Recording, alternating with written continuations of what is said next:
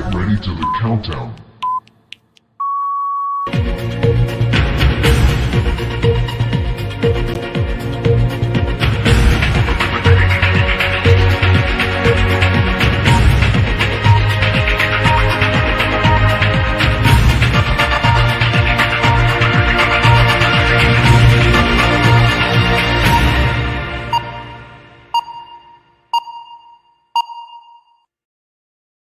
Hello everyone and welcome to the IncarcerateUS live broadcast.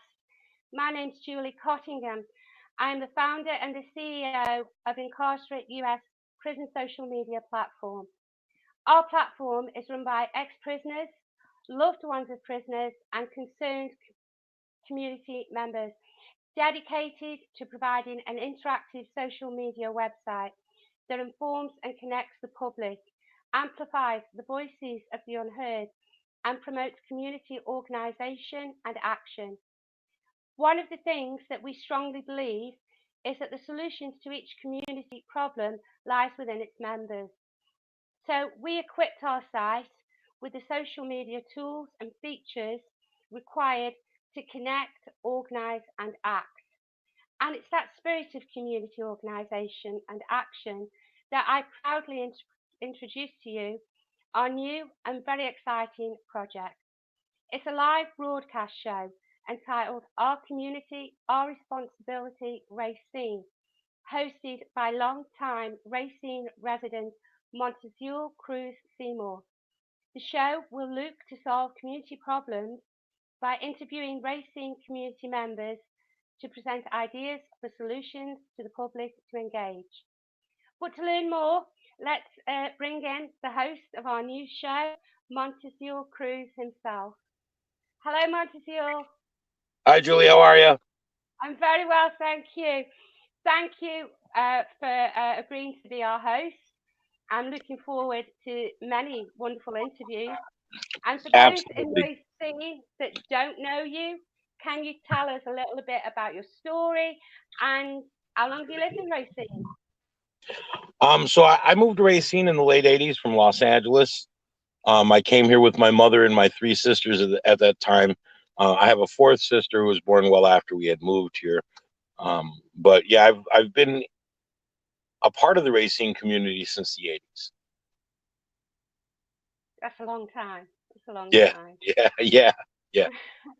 I'm sorry about my current location.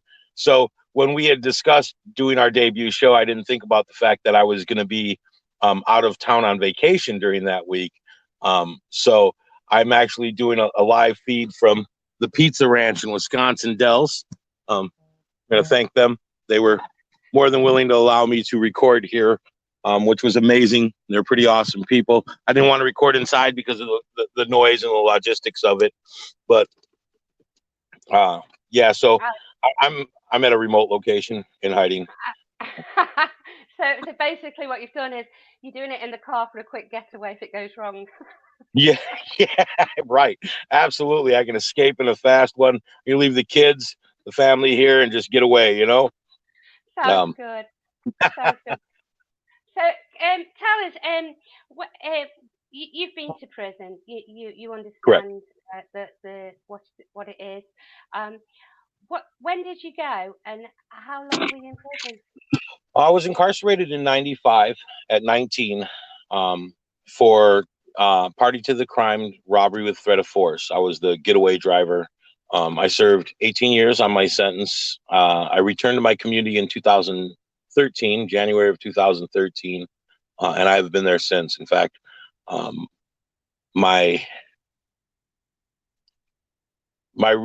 reintegration into society was a unique one, and it was different, but it was the same at the same time. In fact, the program that I'm a part of, Formers Anonymous, was founded by a man named Sammy Rengel, who identified some key issues in reintegration after he was released, and later spent his entire life so far, 20 plus years, dedicated to helping other men and women with addiction issues and or incarceration issues to reintegrate into society and to fit in, to belong.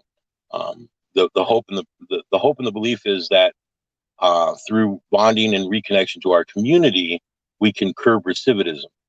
We can stop men and women from going back, not through threats of incarceration or threats of punishment, but through the positive force that they can become in their community, right? Right. That, human beings are unique in the sense that we can overcome any fear that we have if we need to. I'm terrified of heights. A lot of people don't know this because I roofed for a while. I'm terrified of heights. Um, it's not just being high. If I'm on a flat plateau and I look up and I lose sight of the skyline around me, I get vertigo, right? So I have a true fear of heights, a true phobia. If my child was on the edge of a skyscraper, there would be nothing that could stop me from running to the edge of that skyscraper to save my child, right? So we can overcome any fear, the threat of incarceration, the threat of punishment, the threat of removal of rights. We can overcome that for something, $5 million, 5 days in jail or 5 years in prison. I'll take that trade, right? So the goal is to change who we are on a principle level, right? It's not just changing our behavior through the threat of fear or adapting to our circumstances. It's changing ourselves on a principle and moral based level. Now I don't steal because stealing is wrong and it doesn't fit with who I am on the inside, right? My daughter is 5 years old. I've been a single father since she was 2 months old. She's never heard me, angry, violent. She's never seen me drink alcohol, use drugs. Her father to her is a upstanding, citizen, somebody who spends his life doing good for others, helping others whenever they're needed. I make sure she sees that if, there's somebody walking across the street and they need a hand, that I give them a hand. I need my daughter to understand what kind of human being she needs to be as she grows, right? So that's kind of that's giving us a place to vent, speak out, feel connected to others who have gone through the same thing. That's what Formers was about and is about. And that's what led me into the OCOR Racine thought process. One of the things we discussed consistently in our group is what can we do to make things better, right? So we live in a city that has its problems, right? Racine's a beautiful place. I love Racine. It owns my heart. I'm never going to leave Racine because that's the community I hurt, and that's the community I owe my restitution to. We talk about I've been away, I've done my time, I've started over, but I liken it to something Sammy at Rengel had spoke about, was paying our taxes, right? So when you go into a store, you pay 99 cents for a loaf of bread, but when you leave, it's $1.05 because we had to pay our taxes. So I've done my time. I'm done with that. I'm done with that life. I could leave it all behind and ignore it, but then what do I repay my community with, right? I have to live my apology. I have to live my return. So that's what, when Dante and I were talking, that's what brought about our community, our responsibility, because he asked me, why are you so adamant about what you do? Well, this is my community. This is my responsibility. And by opening a forum where the voiceless can have a voice, right, where the voiceless can speak out, where we can talk and we can be heard, such on live media as Facebook, Twitter, YouTube, Instagram, all these new social medias where we can have a word and we can be heard, right? We can share these words. They go viral. This is a platform where we can speak out on how to better our community in a live sense. Like, are we live right now on my Facebook, right?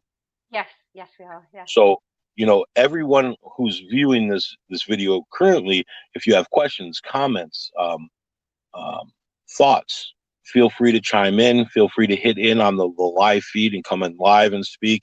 I would ask you to, keep things non-aggressive, since I am a non-violent human being. But your opinions matter, and that's what this forum is for. It's for opening it up to see what we can do. We have a community that's in pain right now. We've lost several members of our community to gun violence and to altercations with our police departments. We lost a police officer John Hetland, who was probably the poster boy for human kindness. John Hetland was a man, it's funny, the police department put a friend to all, and that was a true statement. John didn't care where you came from, where your background was, what it was that you was in your past. John Hetland cared that where you were now and what you were doing now, and he would be willing to take his shirt off his back or wake up at 3 a.m. and have coffee with you at Denny's to tell you things were going to be okay and you could make it. That's the kind of officer that we just lost. We just lost him to gun violence a few weeks back. So we have a community that's in pain and we're divided. So this forum is a forum for us to open up and figure out, how do we heal that community? How do we heal our neighborhoods? How do we bring ourselves back to that place where we were once unified, right? And, Right. we definitely have issues in the country and in our city with, racism and classism and all the other small things. And, not everybody who I'm close to follows with my belief system. I'm a constitutionalist. I believe in our constitutional rights. I believe in all of our constitutional rights. And not all of my friends or family agree, but we always agree to disagree and leave the subject as open to discuss. And that's what this forum is for me. Yes, that's right. What were some of the most difficult things for you to deal with when you re-entered society after prison? When you come back to Racine, you've been gone a long time. It obviously had changed from what you remembered. What? It did, but it didn't. So the funny thing about that, we discussed the changes to the non-changes. Yeah, over an 18-year period, things changed in Racine vastly, but they didn't. The bad neighborhoods were still bad, and that's where we were from. Poor people were still poor. There was still heavy, portions of unemployment in the city. Our programs are underfunded. Our teachers are underpaid. They're overburdened. Racine has a lot of issues. The things that were different were mostly superficial: new buildings, different streets, things were cut. But we did have a huge shift in the city with our new police chief. He was a different kind of police chief. He was from the neighborhoods we were from. He had come from the bottom. And I'm not sure, don't quote me, but I'm pretty sure he was one of the first minority police chiefs in Racine. He had a lot of struggles, but he immediately started implementing programs that helped bond the community to the police department. Those are great things. Those are the things we need. We need the people who patrol our streets to be from our streets, our community, our responsibility. We have to look out. We have to start looking inward instead of outward for the solutions to our neighborhood problems. This is our neighborhood. If we're looking outside for people to come in to fix our neighborhood, we're never going to be happy, and we're never going to have a fixed neighborhood. They're going to have a neighborhood for them, right? So the responsibility lies on us, the people who reside there, the people who are from there, the people who owe a debt to that neighborhood, right, to that community. Racine's my community, so I owe a debt to Racine. So it's my responsibility to look to rebuild Racine, to heal wounds, to join our fractured society to one again. And we can only do that within ourselves. We can only do that by, investing in ourselves. It's funny, early 90s, FUBU, I don't know if you've heard of them. FUBU was a company started called For Us, By Us, right? Okay. So, the poorer neighborhoods that we're in, if we don't start to look to invest into our neighborhoods ourselves, right? How do we take pride in our neighborhoods when, and I'm not talking about becoming xenophobic and ostracizing outsiders. What I'm saying is, if we live there, we need to care for them, right? We need to make our neighborhoods better ourselves first. And that's a platform that I'm not sure that's a situation I'm not sure what to do, right?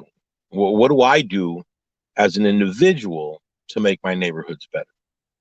So when I was living in my former neighborhood, which was, it's Quaney and Lincoln, which is a little better than where I grew up on Quaney and Geneva, which is much more violent. What did I do? I introduced myself to my neighbors. I bonded myself to the people around me and became their friends, and took interest in their lives and in their homes and in their children's safety and my children's safety, and created a bond with my neighbors. This is an important thing. When we bond with each other, we become much more invested in the well-being of each other. Right? We've become friends over the last few weeks, talking about building up this situation. I'm invested in your well-being now. I'm invested in your success. I'm invested in seeing you happy. I'm invested in making this successful, right? And you're the same for me. Why? Because we've bonded. Yeah. That's the same for our community. If we move into a house, close our door, and never speak to anyone, there's no bond. There's nothing. How do we become, neighbors if we're never neighborly? Also, when we work and save and put our money up and take the money that we made and buy something that we enjoy, those are beneficial things to us. But if we come together and invest our money as a whole, as a cooperative, right, and buy our own markets, buy our own corner stores, buy our own gas stations, and make them cooperatives for our neighborhood. Now our neighborhood is invested in building, right? Now, there's so many shut down businesses and buildings in Racine that if a group of 10, 20, or 30 members came together and chipped in a very little each, but had enough to buy the building and start up a small corner store or, t-shirt market or whatever it was that they had decided they wanted to do together, that cooperative, now we have a vested interest as a group, as a neighborhood, to make this successful. And when we do that, we take pride in our neighborhoods, right? Well, that's our story, right? I am a 1/3 owner of a moving company with two of my closest friends, Amy May and Dave Garrison. And Dave and I haven't known each other for a long time, but we became close quickly and bonded well. My best interest is their best interest, and my success is their success. So we all feel strongly and work together in making each other successful, right? We make sure our men look appropriate, that we're pleasing our clients, that we do a good, honest day's work for an honest day's pay. If a client has a problem, knock on wood, we haven't had an issue. But if our client did have a problem, that we resolve it quickly and favorably for them, right? Yeah. This is the same concept for our neighborhoods. If we take a business approach to the way we live and the way we bond our community, we can only be successful, right? Right. We chip in together. We fight together. We work together. We build together. We become profitable together. And that profit doesn't mean a financial profit. We profit by having a better neighborhood, a better community, a safer neighborhood. You had asked me the question of what interest do I have in this? I don't live in my old community anymore. I moved out into the suburbs, farther out of the city, before my son was born. But my mother lives in my old community, and my sisters and my nieces and my nephews and my oldest daughter and my grandchildren. What do we win by making our community safer? We win their safety. We win. My mother can walk down the street at night. My sisters can feel free to go to the gas station at midnight or at noon. My grandchildren don't hear gunshots. And these are the things that we're looking to do by opening up the forum and speaking out, right? Right. So that's the goal. Yeah, and what you need is for people to come to you, to contact you, and tell you what is going on, what they're seeing, what they think could change, and make it safer. When you came home, you had a lot of success. Now that you're quite a successful man. Mm-hmm. How difficult was making that success? How difficult was it, and how? It's never over. It's never over. People only remember what you did last, right? So, success is always hinged upon today, what success you have today. So,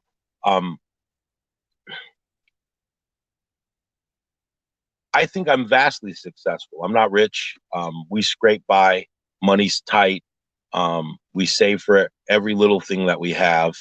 Um, we work hard, even if it's not always physical work. Uh, but I have two beautiful children, a stepchild, a family, a community that I've bonded with. Um, I have, several police officers that I'm very close to who know my background, who know my history. It means nothing to them because they know me. So that for me is the most successful thing that I could ever hope for. But it wasn't easy, and it's not easy. It's a continuing battle. It's a continuing struggle to ensure that things are daily going the way we want them to go, and checking ourselves, making sure we're looking at our goal lists, making sure we're looking at ourselves in a open and true manner, and really taking stock of who we are on a daily basis. Um, that's something that we always have to do, especially for people who had a criminal background. I grew up with a father who was a heroin addict and a mother who struggled on a daily basis to make things good for her children while keeping to her word on her vows to her marriage. And, things for us were different. Um, my father, I was the only son. My father didn't really have a filter. He was a great dad. He never beat me. He never called me names. He never belittled me. He always lifted me up. He always explained how great I could be. He always showed me how good I could be. He always told me he loved me, hugged me, kissed me all the way until he died. Grown man, getting kissed by his dad. But he didn't have the ability to separate good father-son time from bad father-son time. So whether we were going to watch a baseball game at the LA Stadium to watch the Dodgers play, or he was taking me to pick up a key of cocaine, or to do a drug deal, or to buy guns, he didn't know the difference. It was all just time with his son. So for people with backgrounds like that, I grew up in that life. Um, we have to make sure that when we're doing things, we check ourselves morally, and we run down the checklist of why we're doing them, what our motives are, where this is going to lead us, how is this going to benefit us and those around us, not just ourselves, but the people who love us and the people who dislike us. How do we benefit our community, right? That medicine wheel that you posted up there, as part of OCOR, those four directions, they stand for something important: health, help, hope, happiness, right? Those directions, those colors mean, the medicine wheel is a healing thing, right? So we're healing ourselves and each other. So it's a rough go. And healing for the community of Racine too. Yes. Yeah. Thank What you for your kinds of service. people? God bless you, brother. Yes, sir. Sorry, I know we're live broadcasting, but there was a soldier who had walked by, and I needed to make sure I told him thank you. So, And thank you for me. what's that? Oh yeah, he's already gone. It's funny, they protect our freedoms, and sometimes we forget that. Yeah, All UK right. and US are allies, so Yes, ma'am. we recognise. Well, I look forward to doing this again next week. I'm going to sneak back in with my family. Yeah. Thank you for everything, Julie. Again, Racine. This is an open forum platform. We want your questions. We want your thoughts. We want you to chime in. We want you to come in and join us on the live feed.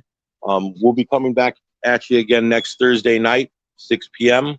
And we look forward to it. So thank you, everybody. Okay, thank you very much, Monteazul. It's been a pleasure speaking to you. It was even better speaking to you. I see my name on the bottom still says, hey, hey, hey, hey. That's what people are going to call you now instead of your first name. As long as they don't call me late for dinner, because I know my mom is. Okay, you take care and God bless. You too. God bless. Thank you. Okay, that was Monteazul. In closing, I'd like to say thank you for taking the time to join in this live stream with us. Please connect with us. Please interact with Monteazul. Please come forward if you've got something that you want to share, you wanting to talk about, you wanting to take a close look at, you wanted in a spotlight. This is Julie Cottingham for the IncarcerateUS Live. I want to thank you, and we'll see you next time. Good night.